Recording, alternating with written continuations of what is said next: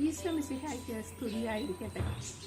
ആഗതമാകുന്ന Christmas സന്തോഷത്തിന്റെയും സമാധാനത്തിന്റെയും ദിനങ്ങളാകട്ടെ എന്ന് സ്നേഹപൂർവ്വം ആശംസിക്കുന്നു. ഉണർവ് 2025 ഇന്നേ ദിവസം നമ്മൾ ചിന്താവിഷയമാക്കുന്നത് പിള്ളക്കച്ചയെ കുറിച്ചാണ്. എന്താണ് പിള്ളക്കച്ച? ശിശുവിനെ പൊതിയാൻ ഉപയോഗിക്കുന്ന തുണി. അതെ, രക്ഷകനെ പൊതിഞ്ഞതുകൊണ്ട് പിള്ളക്കച്ച അടയാളമായി മാറി. അതുപോലെ തന്നെ രക്ഷകനോട് ചേർന്ന് നിന്നാൽ നാം ഓരോരുത്തരും ക്രിസ്തുവിനെ കാട്ടിക്കൊടുക്കുന്ന അടയാളങ്ങളായി മാറും.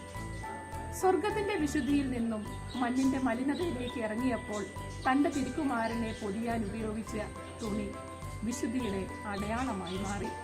മാമോദീസായിലൂടെ നാം ഓരോരുത്തർക്കും വിശുദ്ധിയുടെ അടയാളം ലഭിച്ചു കഴിഞ്ഞു.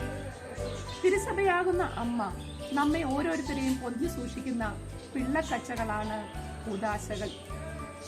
ഉണ്ണീശോയെ, വിശുദ്ധിയാകുന്ന പിള്ളക്കച്ചയാൽ ഞങ്ങളെ ഓരോരുത്തരെയും പൊതിഞ്ഞു സൂക്ഷിക്കണമേ എന്ന് നമുക്ക് പ്രാർത്ഥിക്കാം.